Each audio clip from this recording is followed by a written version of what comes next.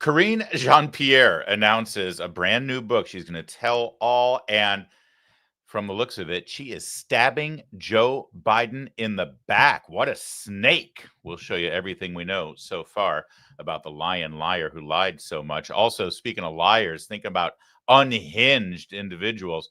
Joy Reid slamming her bosses at MSNBC. Apparently, they absolutely hated her, just like the rest of us. And did J.D. Vance just tease his presidential campaign for 2028? We've got clips of an appearance he had last night. Boy, he's talking like a candidate. And Ted Cruz versus Senator Spartacus. Cruz won, of course, but he even called him Spartacus to his face. You're going to love that clip and a whole lot more. We're brought to you by Birch Gold. My name is Larry O'Connor. You can call me Larry. I am psyched about today's show, so you're going to love it. Stick with us. This is going to be a blast. The administration right now, Trump administration, they got their sleeves rolled up. They're streamlining monumental moves right now with the economy and the rescission bill and the reconciliation bill and all this stuff going on. It's difficult for them to take your personal finances into account when they're trying to fix the country and the world. You have to do that. So that's why tens of thousands of Americans are buying gold right now from Birch Gold. You want some facts about gold? All right, here's a little bit. In the past 12 months, the value of gold has increased by 30%. Central banks are buying gold in large quantities. The Rio Reset, we told you about this. It's on the horizon. BRICS nations are going to try to unseat the U.S. dollar as the global reserves. See, all of these things point to gold as an essential part of anyone's investment strategy. It'll give you peace of mind. Birch Gold makes it extremely easy to convert an existing IRA or 401k into a tax-sheltered IRA in physical gold. All you got to do is text my name, Larry, to 989898. Birch Gold's going to send you a free info kit on gold. There's no obligation. You're just going to get useful information, and then you can figure it out yourself. They've got an A+ rating with the Better Business Bureau, thousands of happy customers. Good idea to diversify your savings today. So get more information about gold. Text my name, Larry, to 989898. Do it today. We knew the books were coming. We knew the people who worked inside the Biden White House were going to make their money, get their big payday, cash those checks, and tell all about what happened behind the scenes. But I got to tell you, even I wasn't expecting this level of betrayal, this level of slimy, backstabbing, ungrateful, cover your ass behavior. But I shouldn't be surprised because it comes from the biggest liar of them all, the one that lied to your face every day, Karine Jean-Pierre. That's right. That cute little raggedy mop top of hers. She landed herself a big, big publishing deal. Get a load of the cover art. First, it looks like AI did this. Hire an artist, will you? And the title, Independent? What the hell is it about her that is in any way whatsoever independent? She literally read a script every day. She showed no independence. She lied through her teeth to cover the worst presidency of our lifetime. A look inside a broken White House, outside the party lines. What do you mean outside the party lines? But yeah, apparently that's the big takeaway. Karine Jean-Pierre announces in the publicity for her book that comes out in October that she's leaving the Democrat Party. She's an independent now. Who cares? She tells her story of feeling disillusioned with Democrat politics after serving in 2 Democrat administrations and calls for thinking outside the party lines. Wasn't she a loyal soldier right up until the last day of the administration? She kept cashing those checks.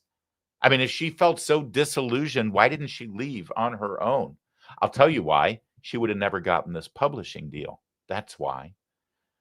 The first Black woman and openly gay White House press secretary says the Americans need to save the country by freeing ourselves of boxes. Yeah, I think we should take her advice on politics, shouldn't we?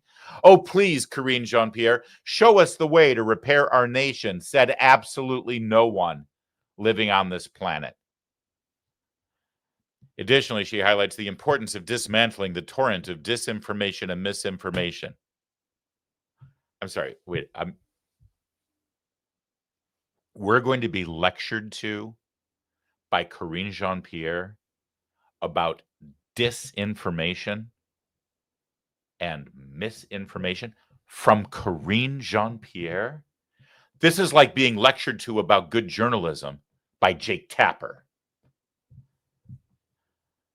Let's take a look at how the AP describes this book. Former White House Press Secretary Karine Jean-Pierre has a book out this fall that promises a close look at President Biden's decision not to run for re-election and calls for thinking beyond the two-party system. Let me just tell you something.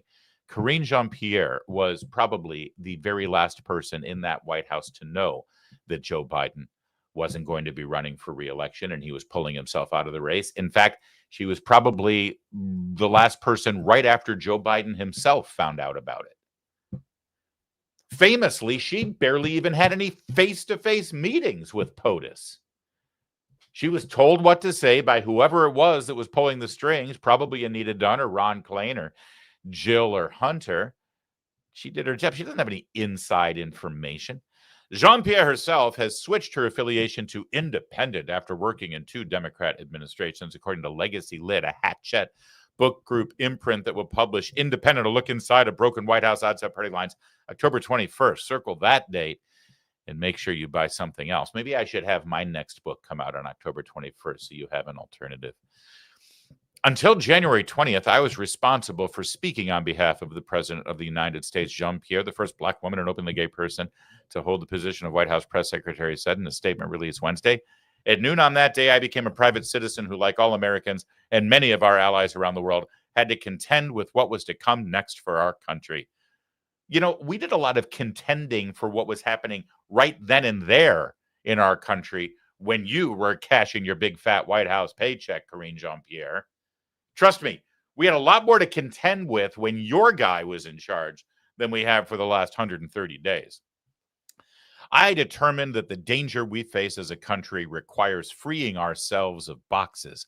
We need to be willing to exercise the ability to think creatively and plan strategically. Isn't that clever? In other words, if I may, the Democrat brand is so forever broken and damaged by her and her boss, both bosses she worked for, by the way, Obama and Biden.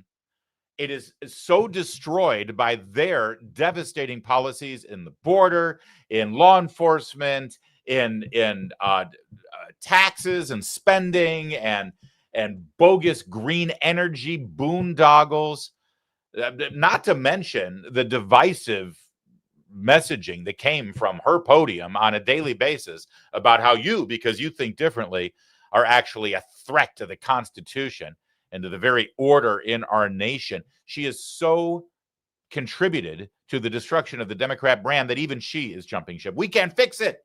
We can't fix it. We've broken it so bad that we'll just rebrand ourselves with something new. I'm going to be independent. What a backstabbing little bitch. Jean-Pierre, 50. She's 50? Succeeded Jen Psaki as press secretary in 2022 after previously serving as deputy press secretary and also working as senior advisor during Biden's victorious 2020 campaign. During Obama's first term, she was a regional political director. Jean-Pierre was criticized at times for being evasive about Biden's physical condition. Oh, was she evasive? Is that what she was? Evasive? No, she was a flat-out liar. How does a book publisher publish a book, a tell-all, from a known liar? Who wants to buy a book from a known liar under the guise that now we're going to learn the truth? I mean, again, this is the Jake Tapper phenomenon. Jake Tapper's ratings, by the way, last I checked, down 30% from when his book came out. Because it's a funny thing about the American people. When you write a book telling us what a liar you used to be, we're not going to tune in every night to have you tell us the news. Now, with Karine Jean-Pierre, it's in the reverse. We got to see you every day, lie to us, and now you want us to buy a book to explain to us what was going on behind the scenes while you lied to us? Why should we believe any of this? We shouldn't. We shouldn't. Jean-Pierre was criticized at the time for being evasive about Biden's physical condition. Wednesday's announcement from a Legacy Lit says that she will take readers through the 3 weeks that led to Biden's abandoning his bid for a second term and the betrayal of the Democratic Party that led to his decision. She presents clear arguments and provocative evidence as an insider about the importance of dismantling the torrent of disinformation and misinformation that has been rampant in recent elections and provides passionate insight for moving forward, the announcement said. Well, I'll give her this. If you're looking for an expert on misinformation and disinformation in politics, I guess you're going to want to get someone like Karine Jean-Pierre. Absolutely unbelievable.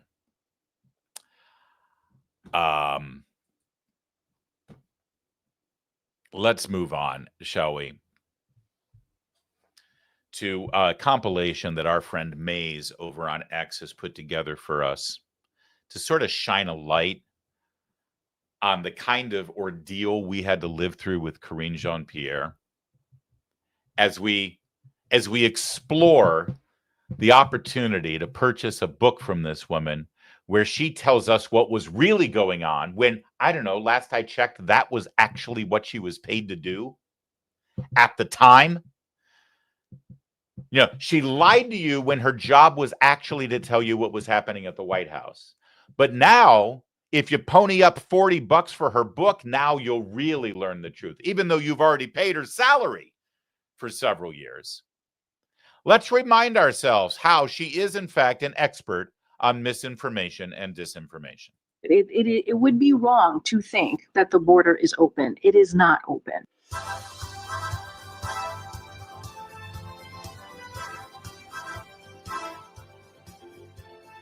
We're been down to the border. The possible next speaker says that he wants him to go with him. So is he going to? So look, he's been there. He's been to the border. And since he took office. When did he go to the border? But that's not how it works. Like we actually, no. I know that that's not what you guys want to happen, but that is what has happened. But that's not, it's not like somebody walks over and that's not how. Exactly what's happening. Well, Thousands of people are walking in a day. Some of them turn themselves over. Some of them are caught. Tens of thousands a week are not. That is what is happening. It is not that simple. It's not just that people are walking across the border. They want to secure the border. We've been doing that work on our own. The president has done the work to deal with what we're seeing at the border since day one.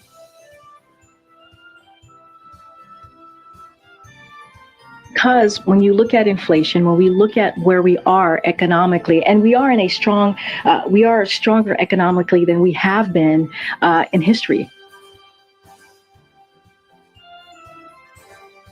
What we saw on January 6th was the worst attack on our democracy since the Civil War. Yeah, that's some good stuff. And you should subscribe to Maze on X. It's a great account. I subscribe to it. You should too. That was fabulous. Seriously, she's 50? I mean, it's impressive.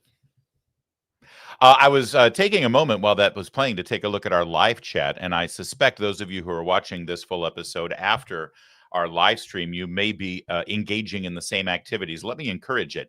Independent, obviously, is a terrible name for this book. It doesn't at all describe Karine Jean-Pierre's tenure as the Minister of Disinformation for the Biden White House. So I think you should come up with your own title. What do you think the best title for Karine Jean-Pierre's book should be? Submit your alternate titles, please, in the space below.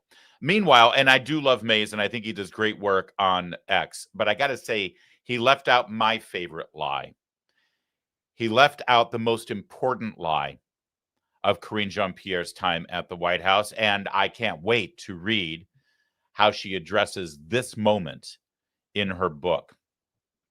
Because at a time when this program in particular, in June of 2024, spent many episodes showing you videos of Joe Biden at the D-Day observance in France, at the G8 summit in Italy, at the Juneteenth concert on the White House lawn, and of course, the George Clooney fundraiser in Los Angeles, as we saw him wandering aimlessly, squatting as though he was pinching a loaf in his Depends, staring blankly into space where Barack Obama had to reach him, grab him by the hand, and lead him off the stage. We were showing you what was obviously occurring before our very eyes. We saw it, we knew what we saw, and we knew exactly what it meant, that Joe Biden had mashed potatoes for brains, and he was incapable of being president, let alone running for another term.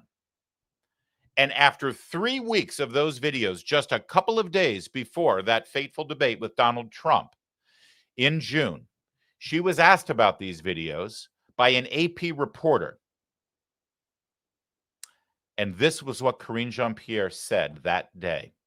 This is why it's my favorite lie. This is also why it's the most damnable lie that she told. And that's saying something, because she didn't just lie about all of the videos and everything you saw with your own very eyes, but then she immediately accused all of us, accused me, accused you of lying, distorting, and manipulating these videos to make it appear as though what was obvious to everyone but wasn't actually occurring. Take a look at this most damnable lie from this backstabbing, conniving, deceitful, sorry excuse for a woman. Yeah, and I think you all have called this the cheap fakes video, and that's exactly what they are. They are cheap fakes video.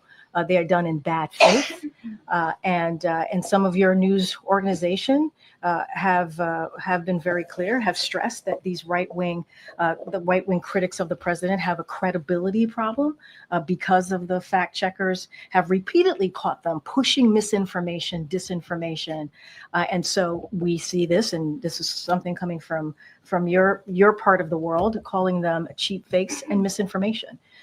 And I'll quote the Washington Post, where they wrote about this, and they said how Republicans use misleading videos to attack Biden in a 24-hour period.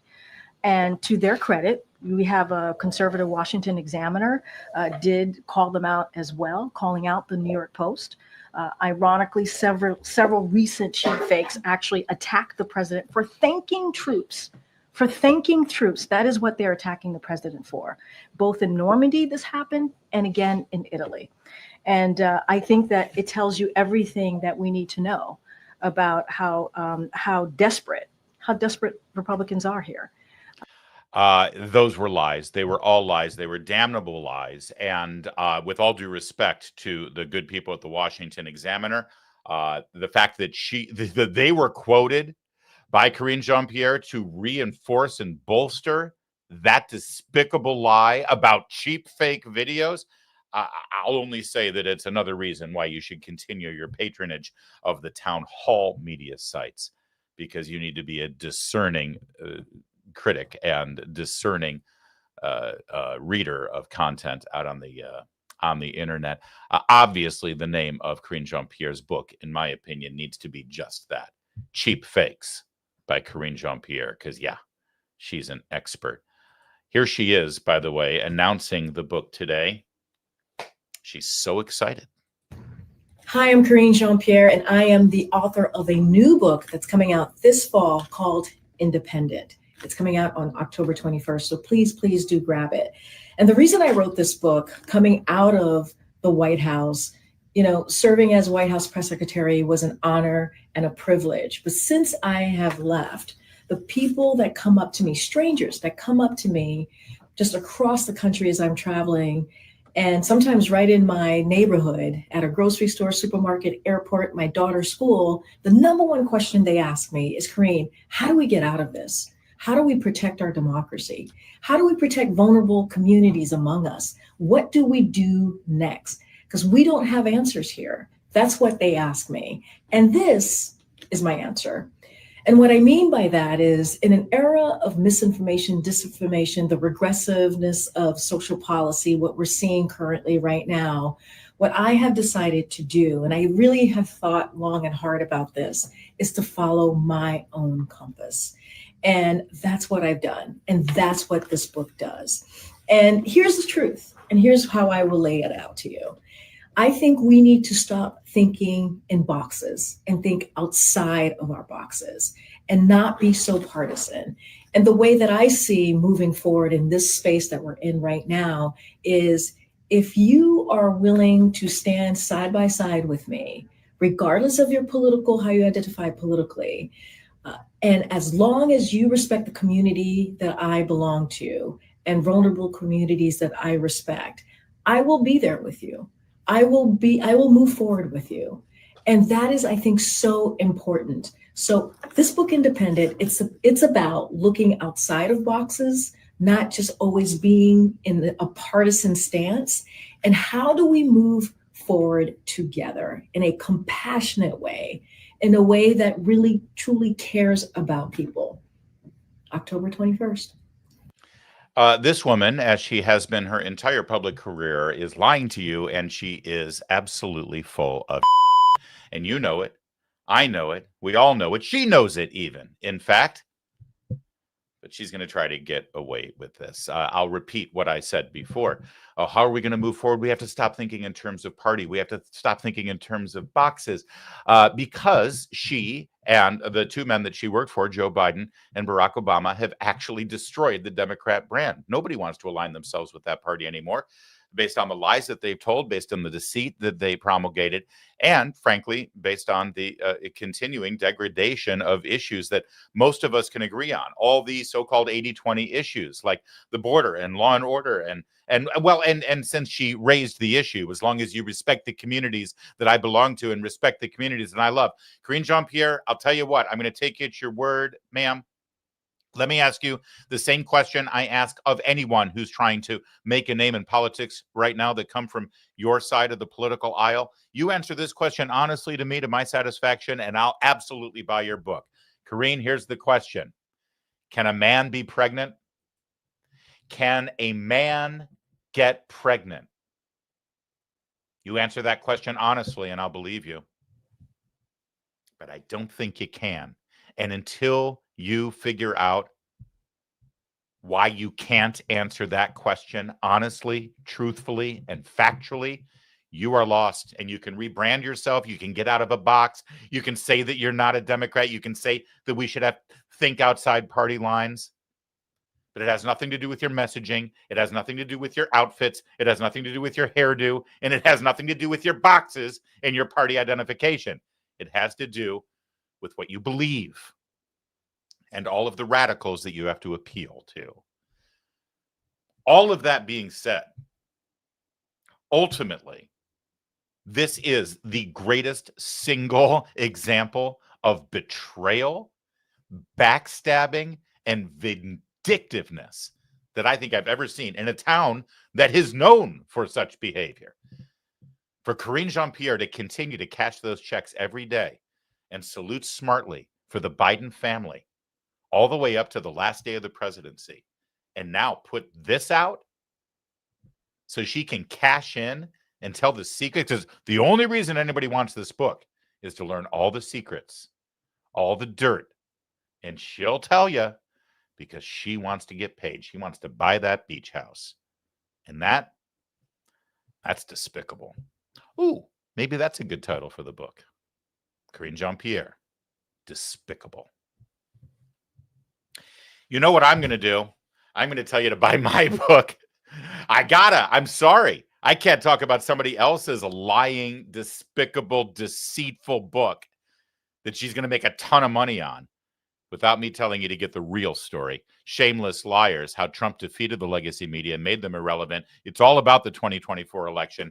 I cover exactly what Karine Jean-Pierre tells you. In fact, the reason I know all of those things about the cheap fake videos and the lies she told from that podium is because I got plenty of chapters in it right here. Buy my book. It's available everywhere on Amazon, paperback, hardcover, and audiobook.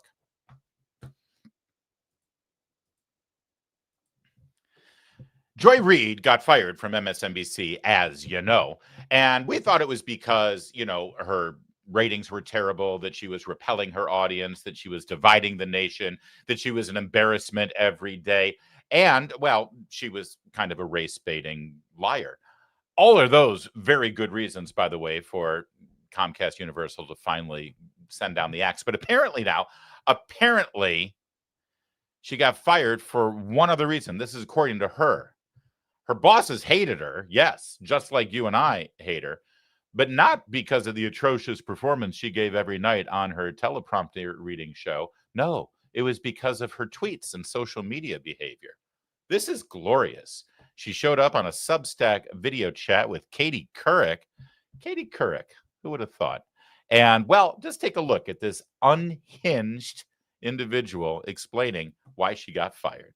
And so, I mean, I say that to say that once I got to, NBC, and I too joined Twitter back in 2000. I think I joined in 08 or 09, and the bosses were horrified. And anytime I would tweet anything, I would get calls. I would get, please get off Twitter. We hate it. They don't like that it pulls their talent and their reporters out of their control, because now you're not running what you're tweeting through standards and practices. It's giving your personality directly to the audience, which they don't like because it's no longer managed and curated by them. And they don't want people breaking news. Then this weird thing happened where Twitter and social media borrowed most of their content from the New York Times, the Washington Post. And those entities realized, oh, wait, we can actually get traction breaking news because that little link is coming back to the New York Times. It's coming back to WashingtonPost.com. It's coming back to, and the one who really got it was CNN. CNN got it before anybody. And CNN.com has far more audience than CNN. CNN, the actual cable network, is bottoming out ratings wise. But CNN.com is dominant online because most people get their CNN news from there. I also think that there was, usually the people in management, the executives, they have a vested interest in maintaining the status quo. Yeah. Because they want to basically just ride into the sunset, and disruption is risky for them. And so I think all those things, the confluence of all those forces, Joy, really paralyzed them. But it was very frustrating to me because, when I was at CBS, we would cover the primaries, we would cover conventions, and they'd have to stop at 11 o'clock for local news. And I said, why don't we continue this conversation online and make it available for people who have, who are interested in hearing more about what was going on at the convention or during the primary. Hey, Joy, so can I ask you a personal question? Yeah, we'll get to that in a minute. Can I just jump in here and give you a little bit of media analysis on this, which is just a remarkable thing to see from these two women. First of all, she's complaining about how the corporate bosses would get upset that she was, saying stuff on social media. And there's more of that coming up in just a second. But welcome to the real world, ladies. Every single human being that has a job and gets paid, for the most part, has to have some sort of protocols that they follow with their bosses about their participation in social media. I'm talking about people who work at fast food restaurants. If they say stuff that is inappropriate on social media, guess what? McDonald's has a protocol about that. They have rules. Every single company in America at some point in their employee handbook has stuff. You can't go on social media and say atrocious, horrible things. There are going to be repercussions. And they're acting like it's outrageous that NBC and CBS would have these rules against what we can say on social media. Welcome to the real world, ladies, number one. Number two, I find it really ironic that Joy Reid is so upset that NBC News would be angry that she decided to break news for free on Twitter instead of, breaking. You've got news to break. How about you break it on the network that's paying you millions of dollars to do a news show? And she's all indignant. They were so upset when I would break news on Twitter. Yeah, because they're paying you to break news on NBC, you moron. And it's just, I mean, they're so clueless about this. Anyway, then just take a look here, because now it gets really interesting. Of course. I've already So, given in about, I've already talked about my perimenopause. So as you can see, I'm open to anything. so what exactly happened at MSNBC? What's really amazing is that I've been asked this so many times, and people think that I'm just saying it to BS, but I'm being honest with you, I don't know. Literally, Katie, my show, The Readout, my wonderful team and I, we won an NAACP Image Award in late January. And within less than a month from that, they canceled our show. Like our show, we were just like 2 weeks before I was canceled. We were emailing back and forward with the PR department about praising our win for the NAACP Image Award. And actually, it wasn't even in January. It was in February. It was like 2 weeks before we won 2 weeks after we won the award. It came out, we were completely blindsided, to the point where when I first was told on a Friday night that this story had dropped by a guy called Dylan Byers. Oh, right. I know. Who used to Dylan. work for CNN and used to work with the current president Now he of the works for network. Puff. And now he works for Puck, but he's connected to the current management at MSNBC. When it dropped, at first we're like, that's a rumor, and we weren't sure how seriously to even take it. It was on a Friday night. The following morning, I get a call from Rebecca Cutler, the president, or text saying, "Can I talk to her tomorrow at noon?" And got the announcement the following day at noon. Literally, I could not tell you to this day what was the cause. It wasn't ratings, because we had just had a ratings meeting a couple of weeks before that, talking about the fact that our show, everybody lost ratings. I mean, everybody, the entire of cable news on the non-right-wing side collapsed after the election. Our show was down less than any other primetime show. We were down, other than Rachel Maddow, we were down the least. So we were just told that we were holding on pretty well. And it's not like the ratings have gotten better, since I've been gone. So I can tell you, honestly, I even had my exit interview, and no one has told me why I was fired. All right. So let's put 2 and 2 together here. First of all, one thing we do know is that they were very angry at her use of social media. And so that put her in the doghouse. We'll get to that in a minute. But then secondly, you notice what he said, I have no idea. It wasn't the ratings. Other than Rachel Maddow, we were doing okay, actually. We had lost fewer. I love that the true measure of how strong the ratings are is we lost fewer viewers than anyone else on the network. Boy, that's something to brag about. And it came right after. Boy, she spent a lot of time talking about that NAACP Image Award.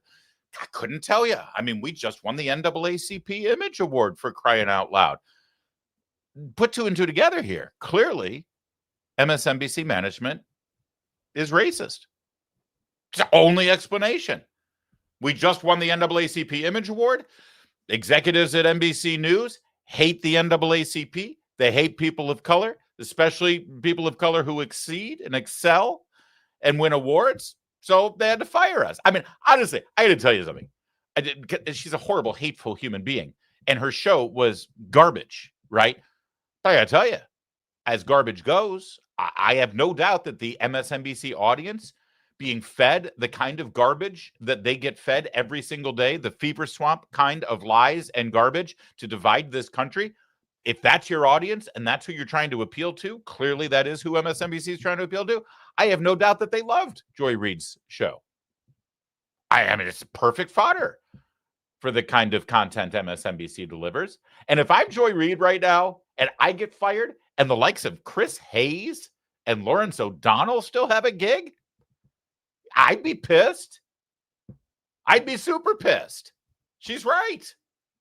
So this whole notion of her activity and behavior on social media leading to her being on the outs with her executives and potentially leading to her firing, her inexplicable, unfair, racist firing, well, that certainly demands that we examine some of the content she would share on social media. So let's do that, shall we? Let's see exactly what might have been objectionable to the executives at MSNBC, the racist executives there at MSNBC. Got to be honest and keep it real. This is not the pick that I expected that she would make. It did come down to the final three, as we understand it. And I thought she would go astronaut. Keeping it real. He, to me, would have been the safest, most conventionally safe pick. White, super white, like, mayonnaise sandwich on Wonder Bread, right? From a border state, he could have made a strong argument for her. There you go. When the host of your primetime television show goes on social media and describes a sitting U.S. senator as mayonnaise on Wonder Bread white, I suppose that might raise some alarms in the C-suite over there at Comcast Universal. Oh, but there's more. We still don't know for sure whether Donald Trump was hit by a bullet, whether he was hit by glass fragments, whether he was hit by shrapnel. We don't have those details. We actually have no details from his physician, even though this man is still a Secret Service protected, and presidential candidate. We know almost nothing. Why? Why don't we know that much? We know that 3 people were shot. 1 person, unfortunately, was killed at the rally. We don't know where they were sitting or standing relative to him. We don't know why, for 9 full seconds, Donald Trump was allowed to stand back up during an active shooter situation, even though they, at that point, had said the shooter was down. How would they have known if there were more shooters or not? Nobody knew. That there could have been 5 shooters for all they knew. Yet they allowed him to stand up in the middle of that, crisis and pose for a photo and fist pump the air so he could get the iconic photo. And then they allowed him to stand up again outside of the SUV instead of just shoving him into the SUV. That seems really unusual. What is the actual injury to Donald Trump's ear that's under that bandage? Shouldn't we know that by now? It's weird. And there doesn't seem to be a whole lot of curiosity about it, in the sort of media world, my profession. It's weird, right? Where are the FOIAs?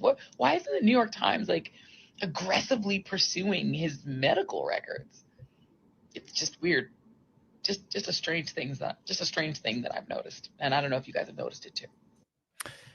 Joy Reid over here just asking questions, man. Just seems really weird. Getting the tinfoil hat on with the conspiracy theories. By the way, where are the FOIA requests? Why aren't it? This was 5 days after the assassination attempt of Donald Trump. 5 days. And the New York Times is in on it. The Secret Service is in on it. They let him stand up and pose for that iconic photo. We don't even know if it's really a bullet that hit him. We did. And by the way, by that time, we knew exactly the proximity of where the fatalities were and where the other people who were hit with bullets were sitting. This is a woman who's in the news business.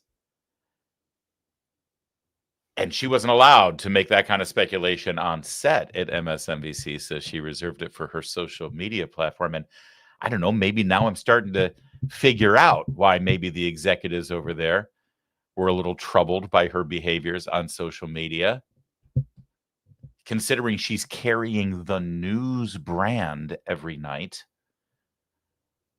in prime time. But it gets even weirder. You remember this greatest hit from Joy Reid? Y'all think we don't know what you mean when you say DEI? We know what you mean. We know what you mean. We know what you mean. Maybe it's me, but I'm thinking MSNBC and NBC News and Comcast Universal executives on a regular basis were monitoring Ms. Reid's social media accounts and saying to themselves, are we sure this is who we want as a trusted news source carrying our brand every night in prime time? Are we sure that this is who we are? This is how we want to be represented? But of course, if you look at the content on the channel, the fact of the matter is the answer is yes. This actually fits perfectly. with their brand. And also, I'm going to call bull on any NBC News or MSNBC executive who found that kind of social media content from Joy Reid unacceptable and offensive and tantamount to a fireable offense, when on a regular basis, on their set, in their studio, on their network, signed off and approved by their producers, we were treated to this kind of crap. All right, good evening, everyone. We're going to read out tonight with a message to Republicans. Okay, we get it. COVID is the precious, and you love it. You love COVID so much, you want it to spread in the schools, at the office, in the Walmart, on the cruise ships, and at the club. That gray spongy ball with the red spikes, you want it pumping through your veins with an ivermectin chase. Thank you, Newsbusters, for that clip. You know, when you start your show in the middle of a pandemic with the assertion that the Republican Party loves COVID and wants to infect everyone in your community with it, I don't know if you remember what things were like during the pandemic, but it's that kind of rhetoric that actually divides us a bit and could get people hurt, but it's nothing compared to this golden oldie. Begin the readout tonight with the most important and really the most debated political question of the moment.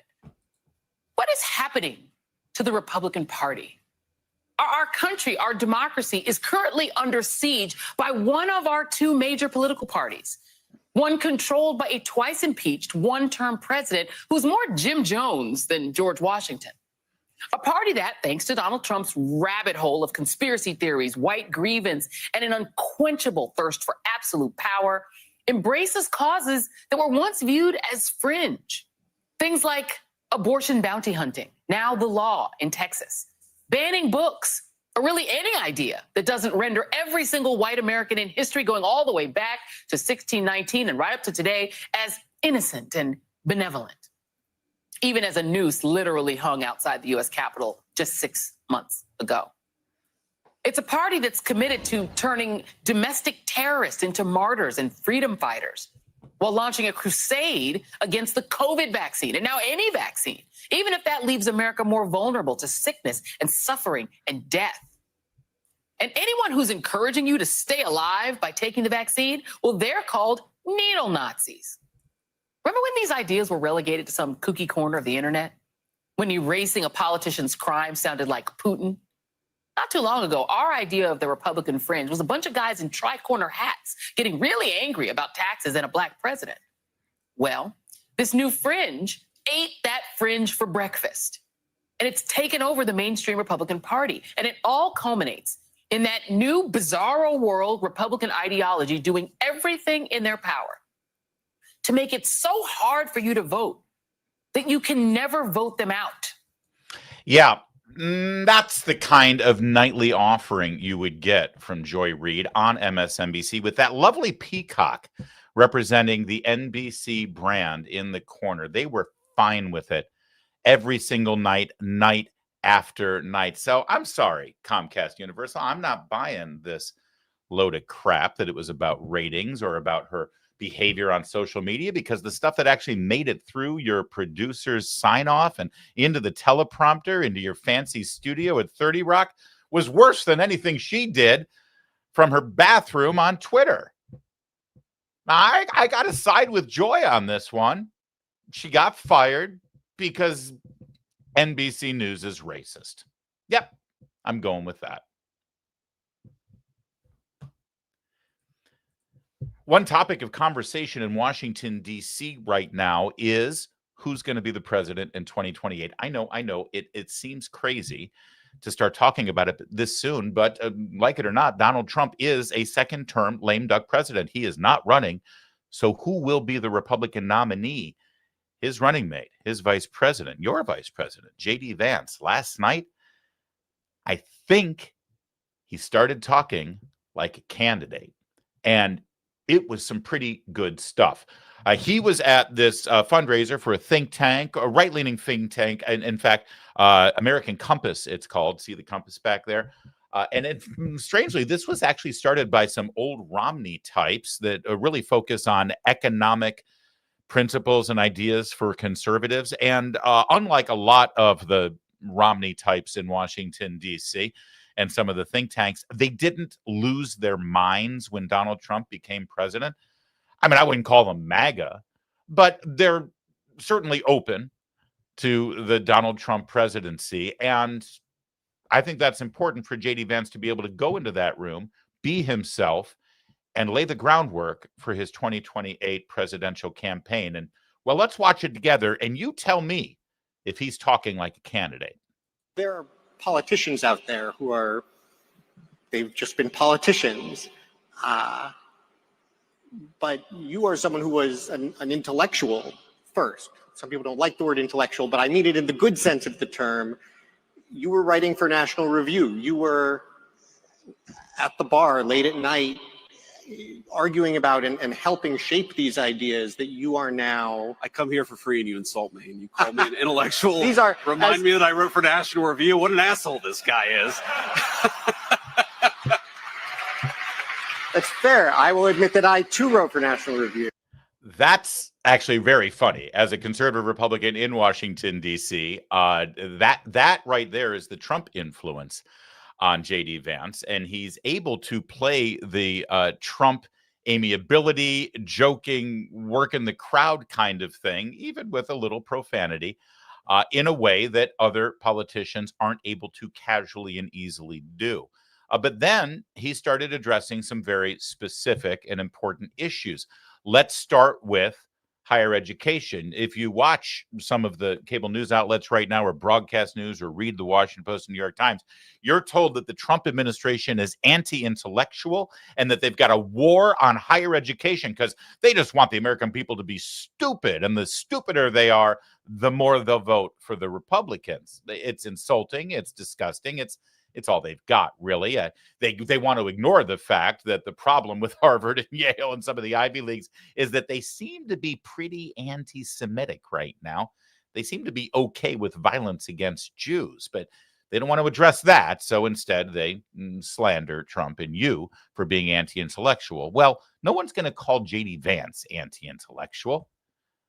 So how does he address the problem at Harvard? Well, watch this and take close attention to how he talks, again, in terms of being a candidate or even being a person who eventually could be president. You know, the voting in the 2024 election of Harvard University's faculty was, okay? My guess is that at least 90% and probably 95% of them voted for Kamala Harris, right? Very brilliant Kamala Harris, of course. But you know, if you ask yourself a foreign election, a foreign country's election, and you say 80% of the people voted for one candidate, you would say, oh, that's kind of weird, right? That's like not a super healthy democracy. If you said, oh, 95% of people voted for one party's candidate, you would say that's North Korea, right? That's totalitarian. That is impossible in a true place of free exchange for that to happen. And so I think the ideological diversity of these universities has to get much better. And I think that if that got better, if you actually had a place where people were open to debating these things and weren't terrified they were going to lose their job for saying something that was a little bit outside the Overton window, then I think the science would get better, the reproducibility would get better, the quality of the institution would be so much better. And that's what I want, because we need high quality universities. Right now, the problem is we don't have them. All right. Now, he expands on this idea in a second, but I want to pause it because, again, he just communicated something that is so common sense and so understandable to 90% of the American people, if not 100%, that if you've got an institution that is supposed to be representative of our country in the corridors of higher education, and you find out that over 80% of them all voted the same way, that's North Korea stuff. That's Putin's Russia kind of thing, and you know that there's something wrong. And I think that that's an important, valid point to make. But then he brings it home about why this fight over Harvard is so important. Again, pay attention to how he discusses this issue from his first-person perspective. What the four-year plus university, one of the most important things that it does, obviously it trains hopefully very smart people, but it produces really the ground level of the innovation that the economy is going to run on for the next 10 or 15, 20 years. Okay, so if I want people in Indiana to be manufacturing the next generation pharmaceuticals, those pharmaceuticals have to get developed in the first place. And for them to get developed in the first place, I need places like Harvard to be doing really groundbreaking biomedical research. What I don't need out of Harvard is for the science to be so broken that 80% of the biology papers produced don't actually replicate. And that reproducibility crisis is one of the main reasons why I think universities are broken. What I really don't need to happen is I can't let Harvard have such an explicitly racist and in violation of the Civil Rights Act approach to how it funds and trains scientists that the best and the brightest are being cut out of that process altogether. So these things are very much connected. But I mean, look, I am not anti-university. I'm not anti-Harvard. What I am is a person who recognizes what should be obvious to every single person at every elite university in the country, which is the model is broken, it doesn't work, and they're violating the social contract they have with the people of the country. And the people are now saying, we need you to change. And these institutions are really going to be confronted, and thanks to President Trump, have already been confronted with a choice. You can accept democratic accountability and you can reform, or you can accept that the government is not going to treat you kindly, we're not going to fund your garbage, and we're not going to support you unless you do the job the American people need you to do. That's really strong stuff, really well spoken, really well delivered. And again, as a Republican who my entire adult life has had to suffer through candidates and elected officials who carry my party's label, sort of mangle their way through events like this and have real challenges articulating big ideas. It's refreshing to see. Now, listen, I'm not telling you who to vote for. I'm not endorsing a candidate. I'm not saying anything like that. There's way too much game to be played between now and the first debate, let alone the first primary or caucus for 2028. I'm only telling you that you see this man in this setting and you hear the way he talks, right? Like, if I need a pharmaceutical company in Indiana, I need the best scientists and the best research coming out of Harvard. This is a guy who is talking like a candidate for president. This is a guy who has already envisioned what it would be like for him to sit in the Oval Office. He's there already. The whole purpose of this segment is to let you know it's game on right now for 2028. And J.D. Vance has the inside track here. Not only obviously because he was Trump's running mate and he's the current sitting vice president, but you may not have noticed this, but last week, Donald Trump, as the de facto head of the Republican Party, placed J.D. Vance in charge of the RNC's fundraising apparatus for the 2026 midterms. You know what that means? That means he's responsible for raising money for the members of the House and the members of the Senate who are either up for re-election or are trying to win a new seat in the midterms. He's going to be campaigning. He's going to be raising money. He's going to be doing chicken dinners for $1,000 a plate for all of those candidates. And if those candidates win, well, they become top of the list requests for endorsement when it comes time for the primaries in 2028. This man is going to be out there making all of those connections for the nomination in 28. He's got the inside track bigly right now. I also want to show you one more part of last night's presentation where it almost sounds like he's already coalescing a message and platform for 28, and it's so simple and I think pretty effective. Take a look. I just want normal people who work hard and play by the rules to have a good life. And I think that was very, very possible in the United States of America that I was growing up in, but you started to see some signs that it was fraying. And I think it got a lot worse over the course of the 90s and 2000s. And that has got to change. And I think that's fundamentally why Donald Trump is the president of the United States, is because he was the first mainstream American politician to come along and say, this isn't working. These trade deals are not working for the normal people who power our economy.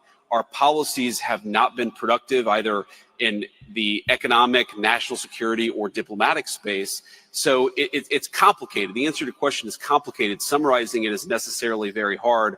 But I think the best way to summarize it is we just want normal people to have a good life. I mean, I want normal people who work hard and play by the rules to have a good life. Thank you. No need to complicate it any more than that. Because the fact of the matter is, if you look at the opposing political party in this country right now and what they have stood for and what they have advocated for and what the hills that they are willing to die on politically, it runs contrary to that very simple message. Look at your leading prominent Democrat politician right now. Take Kamala Harris or Tim Walz, since they were the two most prominent the last time around. Do you think they can say the same thing? I just want normal people who work hard and play by the rules to have a good life. And the fact is, no, they can't. Again, before you think that I'm drinking J.D. Vance Kool-Aid, he wasn't the only potential prospect in 2028. Yesterday at this same event, Secretary of State Marco Rubio was also there, although not in black tie. I wonder if he missed a memo. I'm not sure what's going on there. It's weird. And he actually had a pretty great takeaway line here that should be shared with you, because a lot of people, myself included, were somewhat wary of Marco Rubio being Secretary of State. I mea culpa. I eat my words. I think he's been phenomenal so far, absolutely brilliant. And I can't imagine anyone else being as strong as Secretary of State for Donald Trump as he has been. But he even acknowledges it a bit in this remark. Take a look. We really only got to serve together for like 10 days, because I got confirmed pretty quickly. And by the way, the president was I got 99 out of 100 votes because the vice president at the time had seated up and filled. And the president, for some period of time, expressed great concern about the fact that I had 99 votes in the Senate. He didn't know if that was a good thing or a bad thing. But I told him recently, sir, you don't have to worry about that anymore. I don't think I'd get 99 votes now. And anyways. That's actually a pretty good line. And you can totally see Trump being sort of wary. It's like, wait, hold on. You got 99 votes in the Senate for your confirmation? I've done something wrong. What's wrong? They don't agree on anything. And Rubio is absolutely correct. There's no way he could get that kind of support right now from the Senate because he's actually doing a really good job. And, well, that's the sort of thing that Democrats can't abide by in that chamber. Listen, again, not jumping on board with any of these candidates. I want to promise you something as we move toward 2028. I know it seems weird, but it is kind of right around the corner. There's going to be a lot of intrigue about who the candidates are going to be and what those primaries are going to look like. I'm never going to tell you who to vote for. I'm never going to tell you who I'm endorsing or who I'm voting for. I think that compromises me, frankly, as somebody who delivers truthful, fact-based information to you on a regular basis and then gives you my opinion and my analysis about who's doing well and who isn't. And I would never be so arrogant and have so much hubris to think that my recommendation on who you should vote for would carry any kind of weight. The fact of the matter is, I'm much more interested in who you want to vote for than I am in telling you who I'm going to vote for. And it's going to be fascinating to watch on both sides of the political aisle. But based on what I saw last night at this event in Washington, D.C., about who was there, about what was said, and about who the audience was in terms of building coalitions for the nomination, as of now, those two rock stars, J.D. Vance and Marco Rubio, they're in the lead, such as it is. All right, we got one more segment to queue up for you. But before we get to it, I want to remind you all, thank you for watching our live stream that we do every day at noon. Like and subscribe, please. Make sure that you hit that alert button, too, so that when we do go live or when we post other videos, you know ahead of time, or you know right when it happens, so that you can be a part of what we do here every day. I appreciate that. Don't forget, like and subscribe no matter what platform you're watching on right now. And make sure you become a part of our growing team here on The Larry Show. Yesterday in the United States Senate, Senator Ted Cruz squared off with Senator Spartacus. Now, we would call Cory Booker Senator Spartacus just as a derisive joke to make fun of him and mock him and ridicule him. You remember during the Kavanaugh hearings where he said, "This is my Spartacus moment." The guy's a joke. The guy's a punchline. He's a grandstanding, shallow imbecile. That's what we would say to describe Senator Cory Booker. What was remarkable in this exchange between this intellectual giant, Ted Cruz, and this midget, Cory Booker, is that by the time it was over, even Senator Cruz called him Spartacus. Wait for it. It's worth waiting for. Watch this for a moment. We indulge you every moment. I appreciate that act of generosity. It's just something you said that I think is actually dangerous and should be addressed, and you're welcome. But when Judge Anderol was killed in New Jersey, the Republican colleagues in the Senate, their outpouring of support, their outpouring of concern, they're willing to work together on a bipartisan bill was extraordinary. It shows the truth of this institution that despite some of the fiery rhetoric that you were sowing, we're really a bipartisan, working bipartisanship. Cornyn and Coons, after the incidents you're talking about, got together and actually passed a bill to better protect our Supreme Court justices, many of whom are friends of ours. You know, Gorsuch and I disagree on a lot of stuff. I knew his wife before he did. We studied together at Oxford. This implication that there was silence when there were threats on their people's houses is absolutely absurd. I remember the rhetoric and the comments, the concern from Coons. I actually distinctly remember you, Chairman, on more than once condemning those attacks on Republican-appointed jurists. To say things like that feeds just the partisanship in this institution and feeds the fiery rhetoric. And it's just plain not true. It's just plain not true. And I think you know that, but we can pull from the record from my colleagues in real time, literally days afterwards, condemning it. There's a lot of substantive things to say here, but to think that the lack of humanity when people's homes are being threatened was not in existence, I think that's unfair and really concerns me that you would say that in the way that you did. Wow, that was deep and meaningful and powerful and sincere. And, of course, a pile of horse. He's teeing up Cruz, and you can tell there's like a moment here where Ted Cruz is like, how hard should I go? And you'll see exactly how hard he goes. But there's one thing here that the left does all the time, and it drives me up the wall. And usually this is a social media thing that people do when they're commenting and going back and forth on X. But he just did it to Ted Cruz's face, and it's insulting, it's patronizing, and it's disgusting. Did you hear what he said? He said, you know, what you're saying is just not true, but I think you know that. That's the worst. Because what he's saying is, you're smarter than this, but you're lying because, well, you just have to say this sort of thing to appease Trump or to appease the MAGA types. Yeah, I know. It's like this condescending, patronizing sort of, I know you're smart enough to know better, and I'm just calling you out. You're just saying this because you've got to appeal to the lowest common denominator. And it's so disgusting, especially coming from an intellectual midget like Cory Booker, who lies on a regular basis. So let's see how Ted Cruz handles this. Well, I thank my colleague from New Jersey. I will note, as John Adams observed, that facts are stubborn things. And it is existing federal law, 18 U.S.C. section 1507, that makes it a crime to protest at a judge's home. And the law provides whoever with the intent of interfering with, obstructing, or impeding the administration of justice, or with the intent or of influencing any judge, juror, witness, or court officer in the discharge of his duty, pickets or parades in or near a building housing a court of the United States, in or near a building or residence occupied or used by such judge, juror, witness, or court officer, or with such intent uses any sound truck or similar device, or resorts to any other demonstration in or near any such building or residence, shall be fined under this title or imprisoned not more than 1 year, or both. That is federal criminal law. Night after night after night, angry mobs were outside the Supreme Court justices' homes. And in the entire course of it, the Biden Justice Department prosecuted nobody.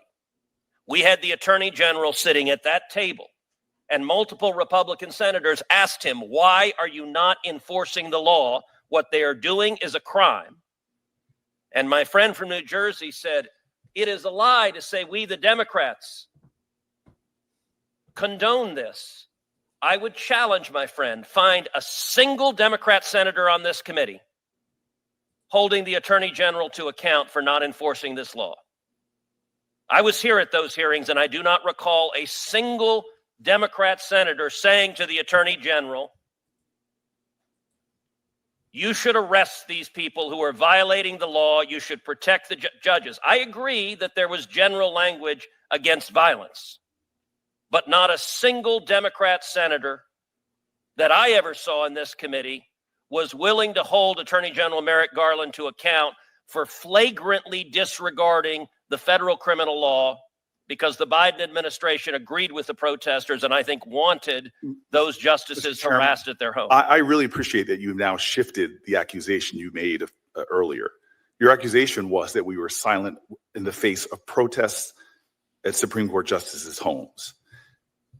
Again, we joined together in a bipartisan way, not only to condemn that, but to pass legislation to extend round-the-clock security protection, literally days.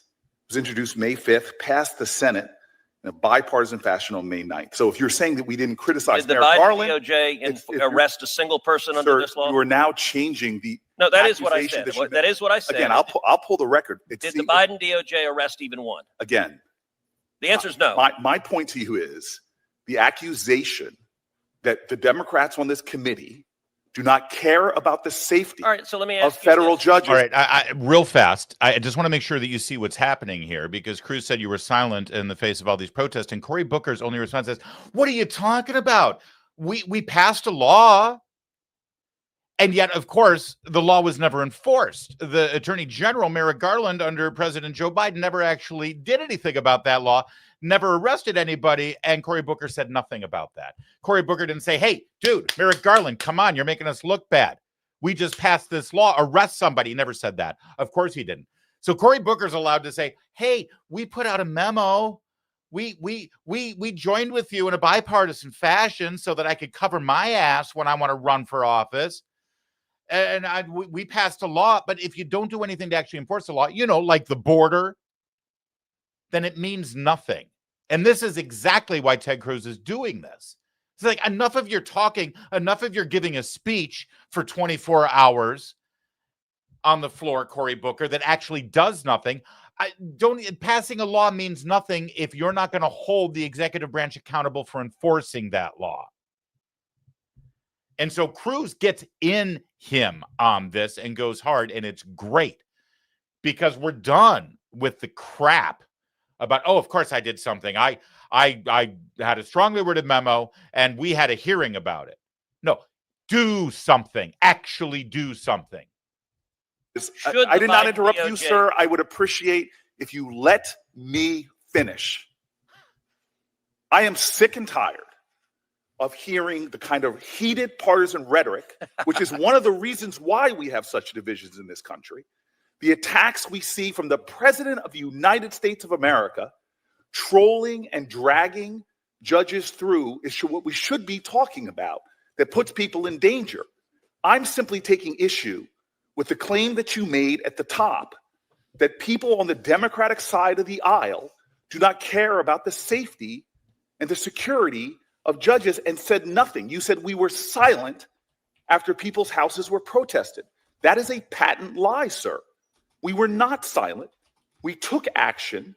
We joined in a bipartisan way to protect those judges, as was done in a bipartisan way to protect a New Jersey judge after their horrific attack at their home. So I see you now trying to shift the debate to whether we talk to an attorney general. I'm simply taking issue with this accusation that somehow we Democrats are so bad because we don't call out threats to our to our judicial colleagues. And that is wrong. You could change the argument now that you want, but what you said was patently not true and was in fact a patent lie. So I do enjoy the fact that my colleague from New Jersey raises his voice and says it's a patent lie, and says he's doing so in defense of lowering the rhetoric. There is some irony to doing those two together. I'll point out that in the entire course of those remarks, Senator Booker did not dispute the central point I made, which is the Biden Justice Department arrested 0 people, prosecuted 0 people for violating the criminal law, and every Democrat senator on this committee was silent about it. And this was an ongoing pattern for months.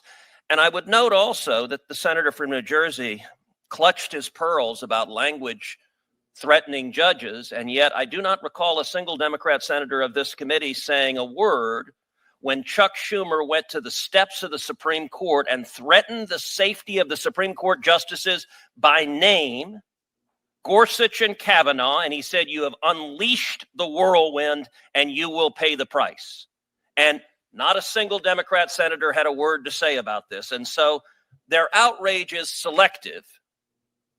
And I will give my colleague from New Jersey a chance to just answer a simple yes/no question. Should the Biden Justice Department have enforced the criminal law against protesting at a justice's home? Yes or no?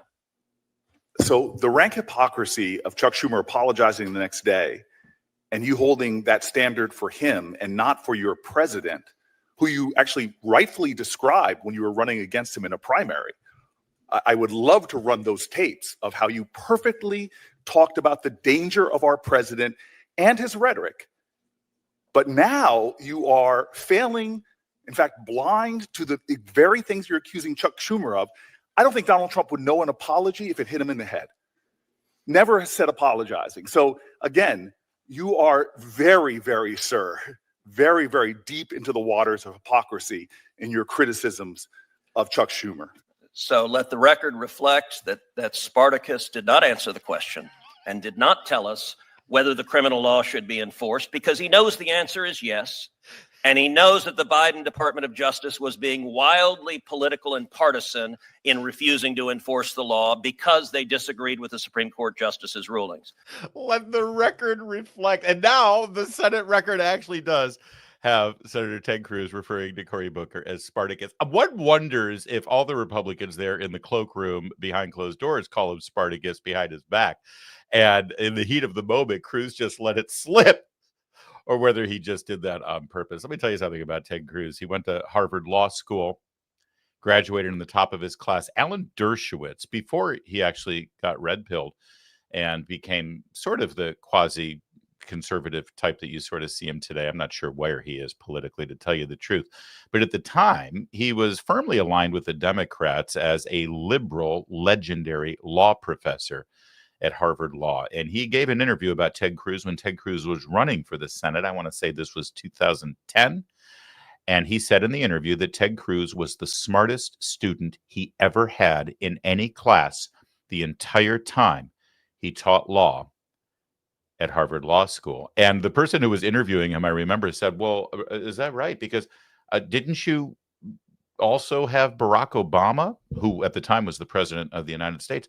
Didn't you also have Barack Obama, who was the president of the Harvard Law Review? Wasn't he also in your class?" And Professor Dershowitz said, yes, I did have Barack Obama in my class.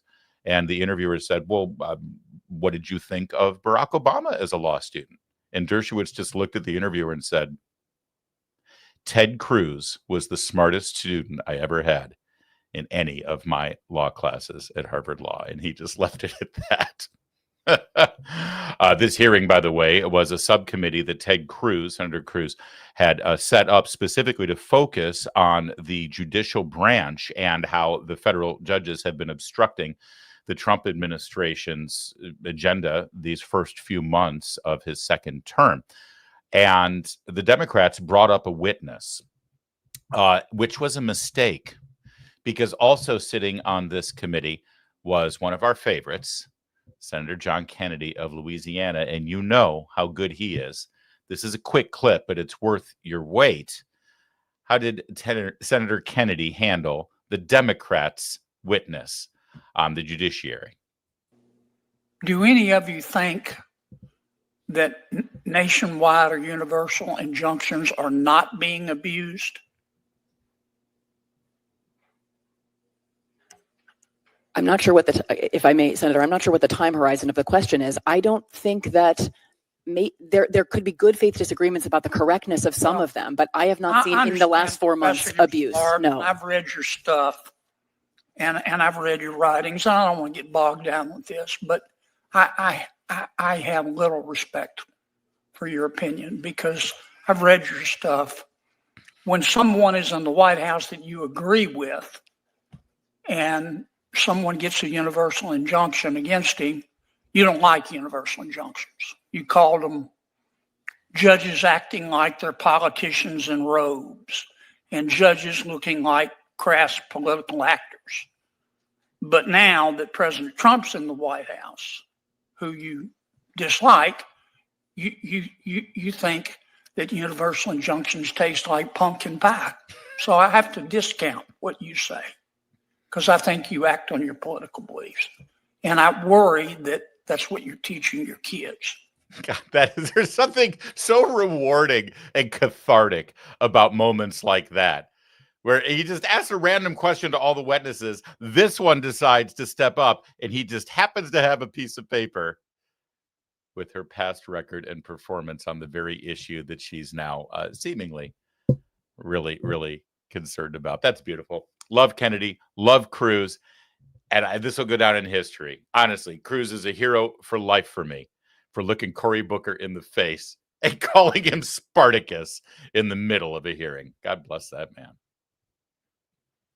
All right, that's it for today's show. Thank you so much for tuning in today. We had a lot to cover, so thank you for sticking with us through all 4 segments. Again, thank you for watching and subscribing. By the way, don't forget to like and subscribe before you go. Let's get to your super chats real fast. Angela with a $5 super chat. Thank you for that, Angela. Can we file a class action lawsuit against the criminal bozo and his band of boobs, along with the rogue thugs in robes obstructing our POTUS fixing USA? Which criminal bozo and band of boobs are we referring to? You have to be specific there. I don't think class action works in that context, though. I guess the answer to your question is no, but I appreciate your passion as always, Angela. I don't think we can do a class action lawsuit for political obstruction. Sorry. Thank you, Angela. Mountain Goddess with a $5 super chat. Larry, have you read Color, Communism, and Common Sense by Manning Johnson? I have not, but I'm going to look it up right now, and I'll put it on my reading list. I'm going to be going to Oklahoma this summer, and I do a lot of reading when I'm with my in-laws there in Oklahoma City. Color, Communism, and Common Sense. Manning Johnson. I have read Manning. Now that I see Manning Johnson, I feel like I've read other stuff from him, but I don't know what. All right, I'll take a look at it. Thank you for the recommendation and for the super chat. Mike Shriver Ministries. Hey, Mike, you're a very active member of the community. It's great to see you, and thank you for giving us a super chat of $10. Larry, the left believe in what I call the leftist fivefold ministry: LGBTQ+, DEI, wokeism, abortion, and illegal immigration. If a person doesn't support those 5 topics, you're not important to the left. Yeah, it's interesting. I was on the morning meeting yesterday, Mark Halperin's morning show, and I mentioned that one of the big problems with the Democrats right now is that they are a coalition of these. You know what? I think I said it on Newsmax last night. I just do so much media that it's hard to keep it straight. That the Democratic Party is set up of all of these coalitions that have grievances. They're angry, and they are victims. And you must adhere to the dogma of each and every one of those groups, or else you are an apostate, and you will not be acceptable, and you will not be listened to. And until they bridge that, until they fix it, until they overcome that, they're doomed. I really do believe. Because instead of believing in overarching foundational principles that can be an umbrella over a big tent political party, instead it's very factionalized. That you must, toe the line on each and every one of them. Otherwise, you're done. You're doomed. And that's where they are right now. I don't know how they're going to resolve it. Mike Shriver, thank you for that. And I appreciate your participation in our show. Angela, with another $5 super chat. Someone tell Joyless Reid the thing we know 100%. There was an attempt to kill our great president. At least we have a president with a brain, not egg drop soup. Oh, I like egg drop soup as much as mashed potato for brains. Yeah, that video of her questioning whether the assassination attempt was real 5 days after it happened. I'm shocked she didn't get fired right then and there by MSNBC. Amazing. Thank you, Angela. Well done, you. $5 super chat from Ball State alum pumpkin pie. I like pumpkin pie. I know that is a beautiful. Honestly, Kennedy comes up with the best ones. We got some Rumble super chats, Kevin. Yes, sir. 2 of them. We do.